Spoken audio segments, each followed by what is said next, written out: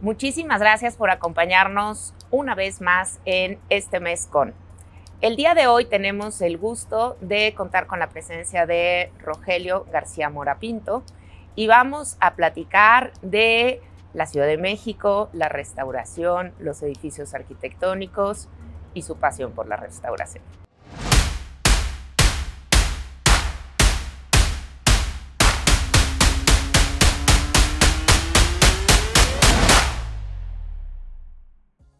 Rogelio García Mora Pinto es arquitecto por la Universidad Iberoamericana con estudios de posgrado en Restauración y Conservación de Monumentos por la Universidad Nacional Autónoma de México.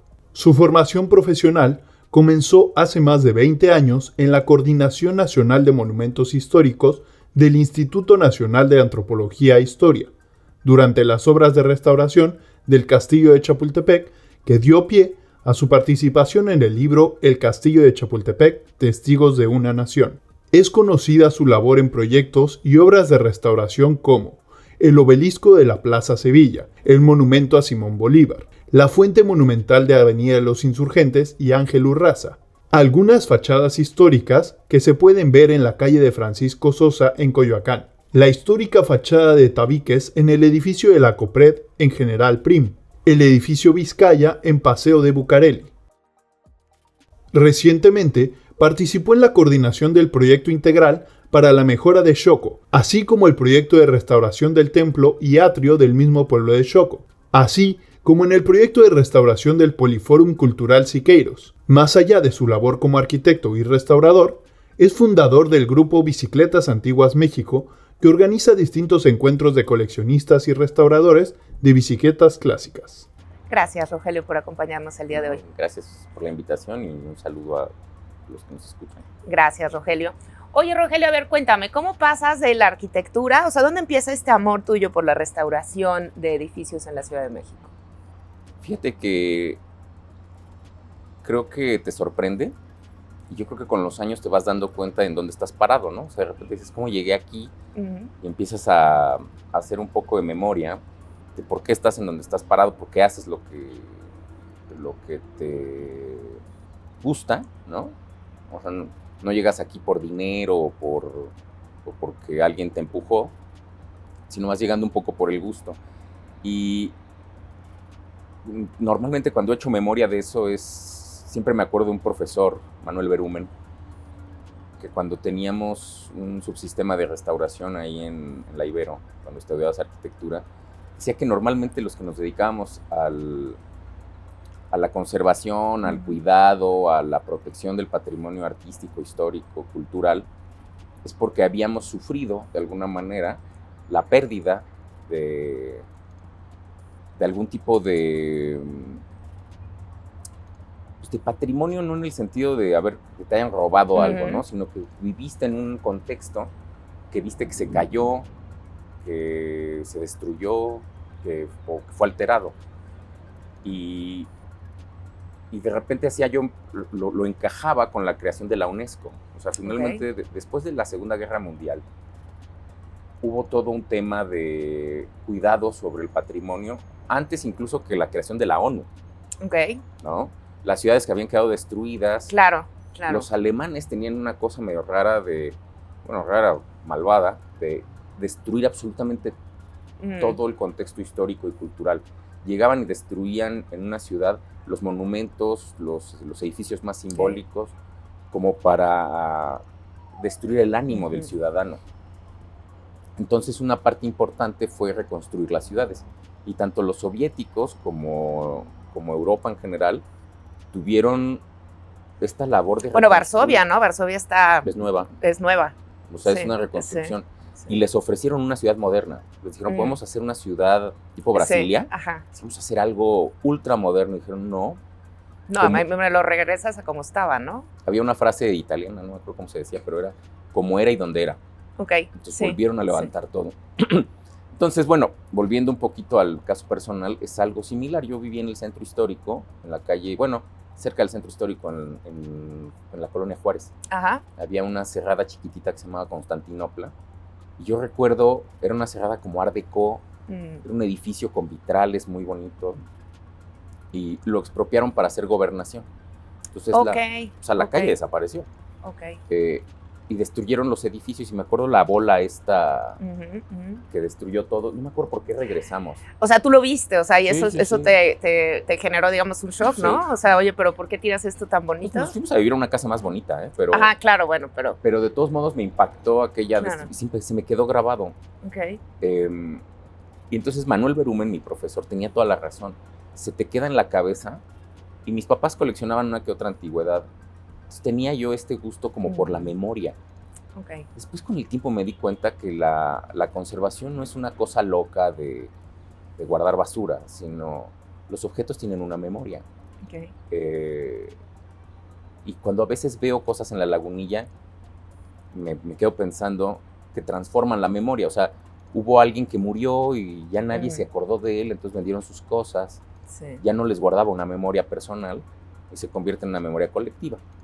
Puede sonar raro esto que te estoy platicando. No, pero, es muy interesante, súper interesante.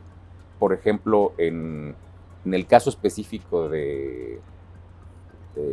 por ejemplo, el señor Franz Mayer, pues era un acumulador, ¿no? Pero entonces él empezó a guardar arte sacro, arte virreinal en particular, hasta que fue formando una colección.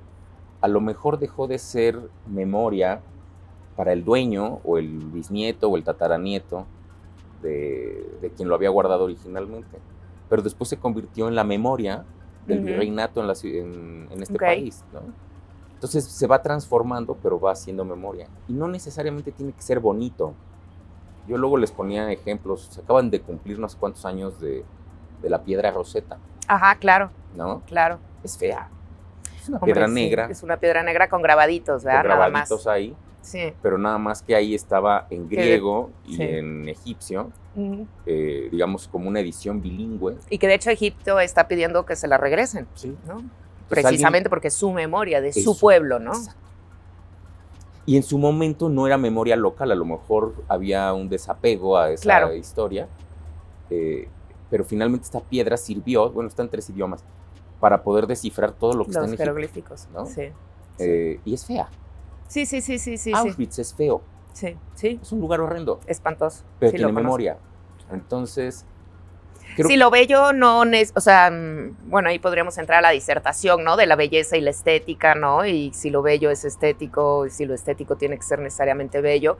Pero creo que el hecho importante aquí es el tema de la memoria, ¿no? De la memoria que conservan estos monumentos, ¿no? En la Ciudad de México. Y, por ejemplo, para ti, ¿cuál ha sido el proyecto más padre en el que has participado, el que más te ha dejado? El Castillo de Chapultepec. ¿Qué hiciste en el Castillo de Chapultepec? Yo aprender. Bueno, pero además de aprender. Fui residente de obra, fui ayudante de los restauradores realmente buenos de Lina. Yo llegué ahí a hacer mi servicio social y me contrataron al día 2 como ayudante, pues, ¿no? Y yo, como había estudiado en la Ibero el subsistema en restauración, de alguna manera pensé que sabía. Ajá. Entonces, me acuerdo mucho Guillermo Fuentes, un arquitecto del Instituto Nacional de Antropología e Historia de toda la vida, y le dije, oiga, es que mire, yo sé de restauración. Y me dijo, mire, muchacho, tú no sabes nada. Y yo me quedé así como, ¿y este anciano qué le pasa, no? Como a la media hora me di cuenta de que efectivamente no sabía nada. Ya, claro. Sales de la universidad pensando que sabes, que ya puedes. Eso pasa mucho precisamente en los abogados, ¿no? Que salen y que ya se supone que pueden litigar, ¿no? Y ya te las sabes todas, ¿no? Y ya te pones loco con un policía y dices que tus derechos y tal. Bueno, pues igual yo creo que es parte, ¿no? Del tema de ser joven y que pues ya te comes el mundo y te las sabes todas, ¿no? Y tú ya tienes una gran carrera en una muy buena universidad. Sí, y ahí aprendí, de alguna manera me daban clases, ¿no? Entonces yo creo que me vieron jovencito y con muchas ganas de incorporarme, o sea, me vieron el interés. Entonces, en lugar de maltratarme, como que me jalaron los arquitectos que estaban ahí. Algunos ya murieron, como Carlos Martínez Ortigosa, otros viven como Saúl Mendo, Guillermo Fuentes. Me jalaron y me hacían examen. Entonces me iban diciendo, mira, esto se llama jamba, esto se llama platabanda. Ajá. Dábamos otra vuelta. ¿Cómo te dije que se llamaba? No me acuerdo, ¿no? Y me castigaban haciendo pues, papelería, números generadores, cosas que se tienen que hacer en una obra. Pero entonces ahí en realidad lo que hice fue aprender, ¿no? aprender de todos los que estaban ahí. Fue un proyecto tan grande que había arqueólogos, antropólogos, arquitectos, restauradores de siqueiros, restauradores de vitrales, había de todo. Entonces era muy rico porque fue como hacer un posgrado, ¿no? Pero en campo, ¿no? Sí, ya la maestría en campo y viendo precisamente cómo se ordena todo, ¿no? Digo, la maestría sirve, digo, al final sí la hice. Pero un posgrado real, pues. Pero te puedo decir que a la hora de hacer la maestría en la UNAM, la vi con otros ojos. Porque cuando me hablaban de ciertas cosas o las leía, me acordaba haberlas visto en campo, ¿no? Sí. O haber visto cómo se ejecutaban, cómo se hacía eso, ¿no? Y no nada más que te contaran o vieras dibujitos o fotos, ¿no? Entonces, y ahí me quedó claro otra vez, regresando a tu pregunta inicial de cómo es que llegué a esto, que creo que fue ver esta destrucción, tener este amor por la memoria que guardan los objetos, no solamente los objetos, sino la ciudad, las calles. Sí, la ciudad, ¿no? Porque la ciudad es un texto. O sea, la ciudad es un texto abierto. Y entonces, en este sentido, el castillo, que fue una enseñanza, lo que vi ahí en la memoria del castillo fue lo que terminé de aprender ahí, fue la memoria de la ciudad. O sea, yo no nada más de un objeto, de la foto de tu abuelo, del diario de un pensador importante, o de la piedra Rosetta, sino de repente decía, claro, o sea, este edificio tiene memoria nacional, tiene memoria en la ciudad, este bosque tiene memoria de alguna manera, y entonces empecé a encontrarle sentido a la ubicación de los edificios, a la ubicación de las calles. Entonces, estás en el castillo y ves Paseo de la Reforma y te hace el sentido. Claro. Ya lo lees de otra manera, ya no lo vuelves a leer igual. Mira, una cosa que me quedó muy presente fue que cuando veía yo el castillo, veía el Paseo de la Reforma, me daba cuenta de cómo de pronto las calles pueden tener temas. Ok. Tú tienes Bucareli, que es más vieja. Eso, Bucareli. Es como 100 años más vieja. Y tienes Paseo de la Reforma, pero la Paseo de la Reforma le dieron temas, con monumentos, ¿no? Que van recordando ciertos eventos, memoria. Tiene un remate visual, que es otra memoria. Tiene una serie de personajes laterales. Entonces, Paseo de la Reforma, a diferencia de Bucareli, es como un libro. O sea, tiene memoria y tiene temas. Diferentes temas va a tener Paseo de la Reforma, desde el caballito, su trazo original, ¿no? Entonces, creo que ahí terminé de comprender, siendo yo un chamaco, tenía 20 tantos años, cómo la memoria también se guarda en la ciudad. Y cuando la vas caminando, ¿te has dado cuenta que de repente es como si cortaras un árbol? Entonces tienes el origen del árbol, entonces van siendo anillos concéntricos. Sí. Entonces tú vas, no, y además este país peor, o sea, hay un águila se devoró una serpiente y fue como todo, ¿no?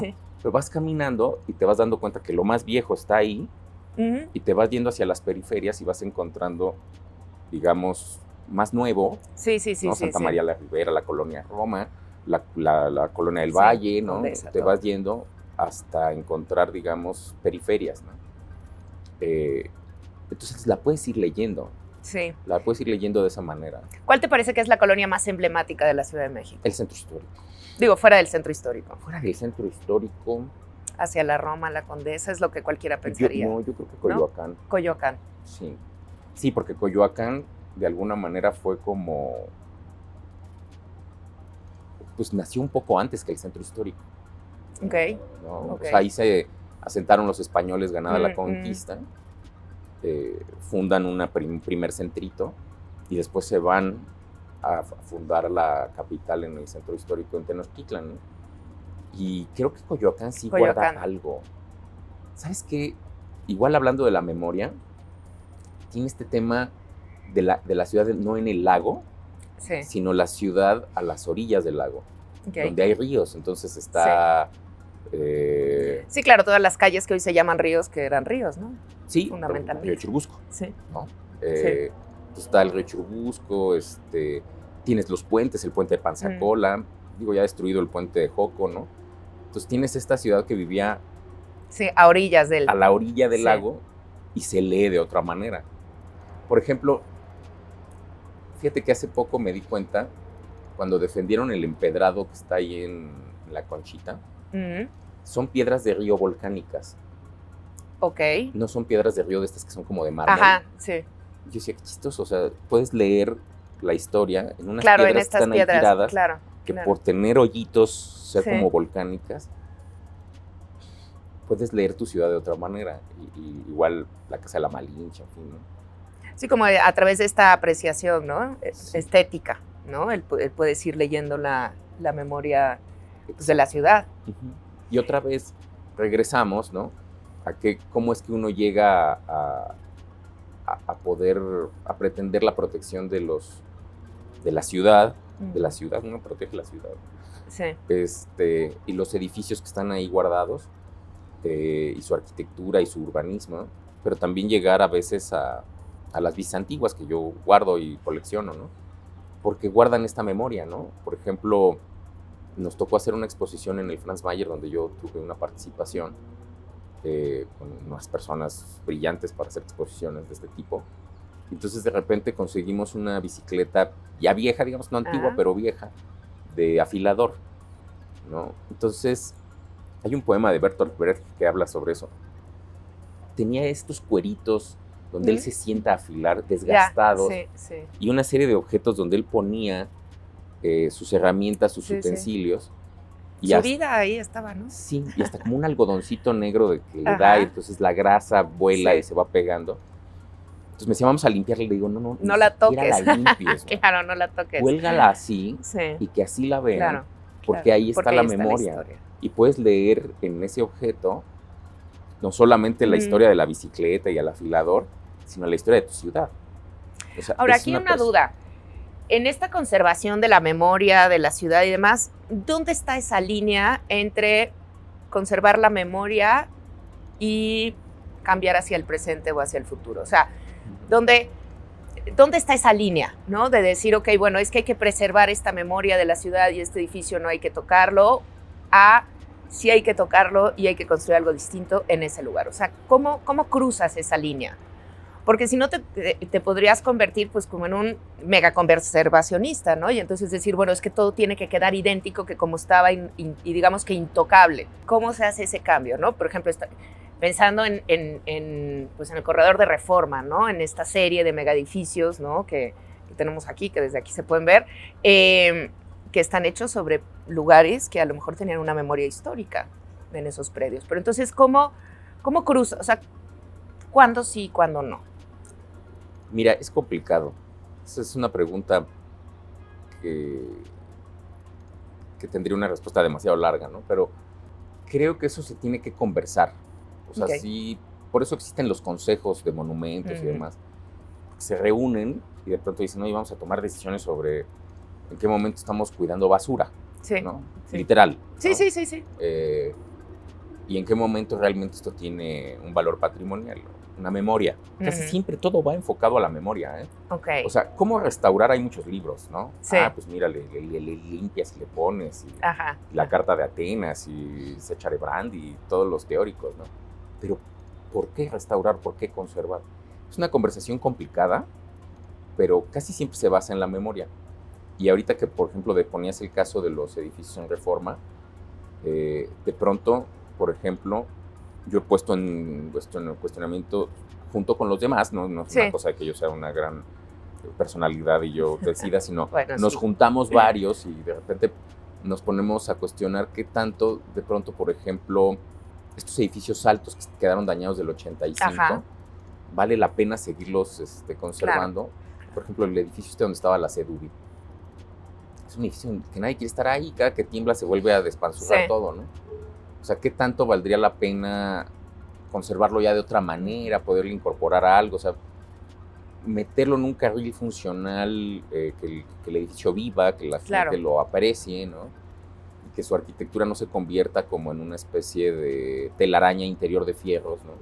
Es complicado, porque habrá otros que piensen que ahí está guardada la memoria de la ciudad, fue un hotel donde estuvo María Félix y se retrató.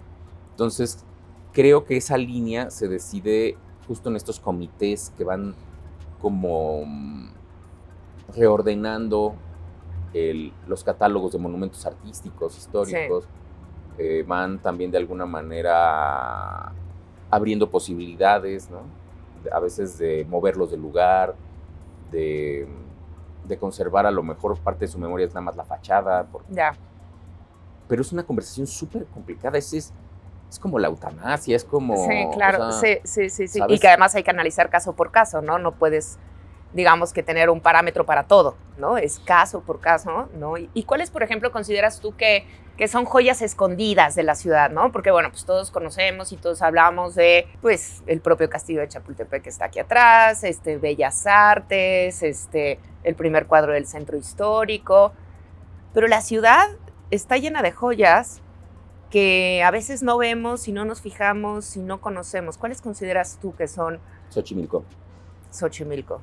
Pero Xochimilco no la parte donde uno va y la tajinera y el ron. Y el mariachi. Ajá. O sea, hay un Xochimilco que creo que se vería en helicóptero. A ver, cuéntanos. O sea, las chinampas el método en el que se desarrolló este país está todavía escrito un poco en Xochimilco, ¿no? Los canales, la agricultura. A ver, era una agricultura que daba cosechas todo el año. Ya, claro, sí. ¿No? Sí. O sea, normalmente en otros lugares... Sí, no de temporal, sino todo el año. No, y había unos que eran de riego, de pozo, en fin, pero no te alcanzaba a dar la vida para que tuvieras tu cosechas todo el año. O sea, esta ciudad creció con ese método, con ese urbanismo, con esa cultura, y está puesta en Xochimilco. De hecho, fíjate, es una cosa que pocos saben. El primer patrimonio mundial que tuvo México, una declaratoria por la UNESCO, fue Xochimilco. Ah, no, pues sí, no. Antes que el centro histórico, antes que Coyoacán, antes que cualquier otro, antes que Guanajuato. Sí. No, fue Xochimilco. Y por esa condición. Porque ahí está la memoria cultural de esta ciudad. Mira, fíjate qué chistoso es. No es porque haya edificios arquitectónicamente. Sí, claro, porque ahí no hay un edificio que haya que conservar. Hay unos conventitos y hay unas iglesias, pero no es como una ciudad histórica, París o Roma. No, sino si tú la ves, es el origen de nosotros, ¿no? O sea, el maíz, la agricultura, el urbanismo de Tenochtitlan, ahí está de alguna manera todavía palpable. Sí, claro. Mira, y esto me llevaría incluso al árbol de la noche triste. Es un pedazo de madera. Sí, claro. Está muerto, ni siquiera. Bueno, que ya no se llama así, ¿eh? Sí, no, de la noche victoriosa, pero la reescribes. Claro. Ese es un buen ejemplo. Vuelves a reescribir la historia sobre tu ciudad, sobre los objetos, sobre las calles. Pueden cambiar de nombre, pueden cambiar de lugar, pueden cambiar, o sea, se puede transformar, pero la memoria queda escrita. Contestando a tu pregunta.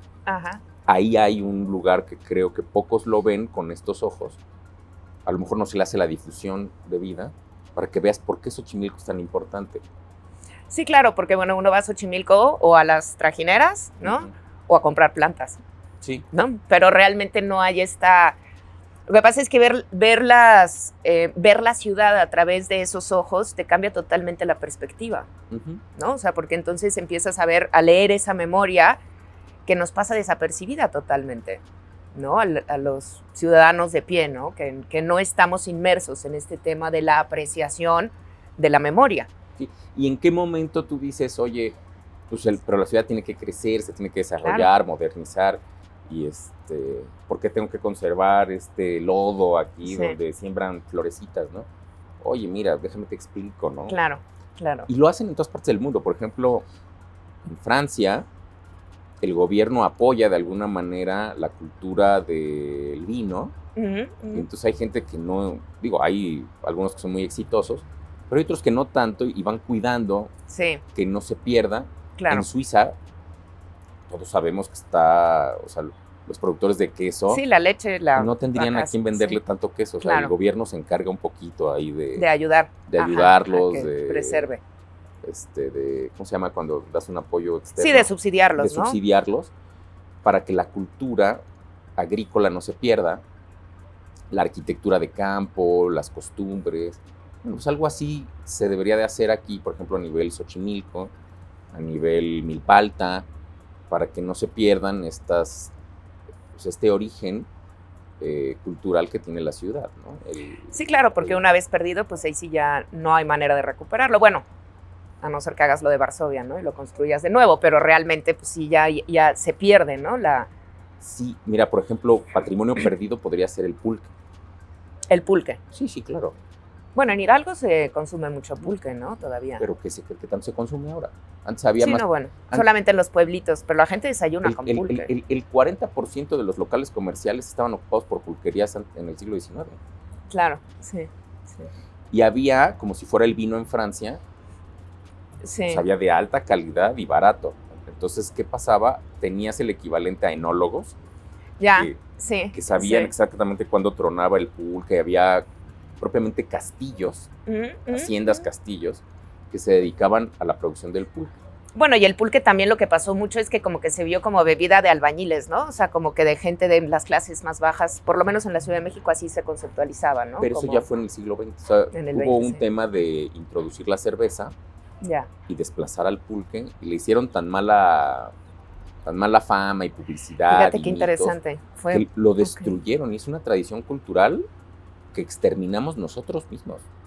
No quedó nada. No, y porque además creo que tiene un alto contenido proteínico y calórico y todo, y por eso hay gente que desayuna pulque, o sea, porque a nosotros nos ha tocado en algunos pueblitos por Hidalgo y eso, que la gente desayuna con pulque, ¿no? Y a ver, pero aquí antes era a otros niveles, por ejemplo... Sí. No, claro, lo que me dices de los enólogos, ¿no? O sea, de un símil de enólogos, o sea, era un tema de sibaritas. Sí, por ejemplo, hay unas crónicas muy hermosas donde la condesa Calderón de la Barca describe que viene a México y que la primera vez que le dieron pulque, pues como que no le gustó mucho, y que después la condesa Calderón de la Barca ella desayunaba pulque. Ok. El barón de Humboldt también. Él decía, no, cuando me lo dieron me pareció un poco, pero después me di cuenta que era una bebida de los dioses, o sea, y la exterminamos. Para la cerveza. Pues un tema como Michael Jackson, querer ser blanco, ¿no? Entonces, destruirte a ti mismo lo que eres porque quieres ser otra cosa que viene de fuera. Entonces, había que impulsar la cerveza como una bebida europea, un poco más limpia. Es más, nosotros inventamos la cerveza clara en envase transparente, ¿no? Sí. Qué interesante, ¿no? Pero te digo, a mí lo que me parece pues súper interesante de todo esto es el tema de la evolución, ¿no? Cómo las cosas van cambiando, porque seguramente o muy probablemente después habrá otra cosa que sustituya la cerveza y entonces la cerveza quedará, o sea, también hay un proceso, ¿no? Innegable de cambio, de transición, ¿no? Y que va siendo adoptado por la sociedad, ¿no? O sea, y que no podemos vivir en el pasado tampoco, ¿no? O sea, hay que rescatarlo, hay que tener, sobre todo yo creo que es ponerlo en valor, ¿no? Y que precisamente es lo que tú haces al restaurar estos edificios y estos monumentos, ¿no? El ponerlo en valor de nuevo. Sí, sobre todo la memoria. O sea, yo siempre he pensado que la clave está en la memoria que guardan. Pero mira, voy a tratar de amarrar nuestra conversación. O sea, en la pregunta más difícil que me hiciste, ¿en qué momento algo tiene valor y en qué momento ya no? ¿En qué momento eres el gran maestro de los bulbos, pero ya no hay televisiones de bulbos, ¿no? Esas conversaciones realmente son las conversaciones de las instituciones que se dedican a eso. Por eso es importante tener instituciones que se dediquen al cuidado del patrimonio. Claro. Porque es ahí en donde se decide, no en el señor que tiene interés en construir un edificio. Claro, entonces, y que va a tirar, que la casa se la heredó a su abuela y ya no le interesa tenerla, la quiere tirar y hacer un edificio. Y él decide que esa casa de Luis Barragán no vale nada, ¿no? Él. Sí. Porque es negocio, no. Para eso hay que tener instituciones. Sólidas. En Rusia, en Francia, creo que en Estados Unidos no, pero casi en todos los países, en Japón, existen instituciones que se dedican a estudiar y poder determinar en qué momento algo tiene valor artístico, histórico, memoria, en qué momento se guarda, en qué momento se cuida, en qué momento no. Para eso sirven las instituciones. Aquí hubo la más vieja, es de la época de Juárez, que fue la de Geografía y Estadística, la Sociedad Mexicana de Geografía y Estadística, que todavía tiene una oficina ahí en el centro. Fueron los primeros que se dedicaron a estudiar las plantas, la memoria, a cuidar ciertos objetos, ¿no? Después viene Maximiliano, que también genera algunas instituciones, pero yo creo que la más sólida es la que funda el general Lázaro Cárdenas, que es el INA. El Instituto Nacional de Antropología e Historia creo que es el primer paso en tener una institución que de manera seria académica, colegiada, Ujú. empieza a Poner en valor y poner en recuperar. valor, a guardar desde un papel viejo que Ujú. podría ser un rollo del Mar Muerto, y Claro. decir, oigan, esto que se ve viejo y lleno de hongos, Sí, sí vale, vale. ¿no? Sí. Guardémoslo, Sí. ¿no? El mismo instituto de repente dice, oigan, estos tepalcates no sirven para nada, Sí. entonces hacen un hoyo y los guardan ahí, dicen, no tienen valor, Ujú. ¿no? Tienen un valor pues, romántico, pero Sí. no hay que ponerlos en un museo. Entonces, creo que tu pregunta se podría resolver de esa manera.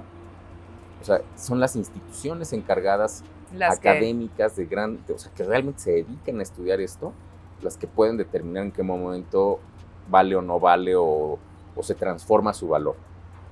Creo que ahí estaría. Muchas Y gracias. otras instituciones como la UNAM van generando a estas personas que estudian esto para después llenar Claro. estas sillas. O sea, Para. los que estudiamos restauración Claro. necesitamos que alguien nos enseñe, ¿no? Sí, sí, sí. Ya sea de voz en voz, como en el instituto me pasó a mí, o en instituciones académicas donde está este conocimiento para poder, digamos, seguir generando personas que se dediquen a esto. Pues muchísimas gracias, Rogelio, Gracias a por ti. haber estado con nosotros el día de hoy. Y muchísimas gracias a todos los que nos acompañaron. Y pues yo en lo personal los invito a que veamos la Ciudad de México ahora desde los ojos de la memoria histórica y de todo lo que nos quiere comunicar la ciudad y que a veces se nos pasa desapercibido. Los invitamos a que vayan a Xochimilco, a que vayan a Coyoacán. Hay que darse una vuelta, ¿no? Por el castillo de Chapultepec, hay que verlo, hay que observarlo bien, ver Reforma desde el castillo de Chapultepec y apreciar más nuestra ciudad, esta hermosa ciudad en la que vivimos y que a veces se nos pasa de noche. Muchísimas gracias por estar con nosotros y hasta pronto.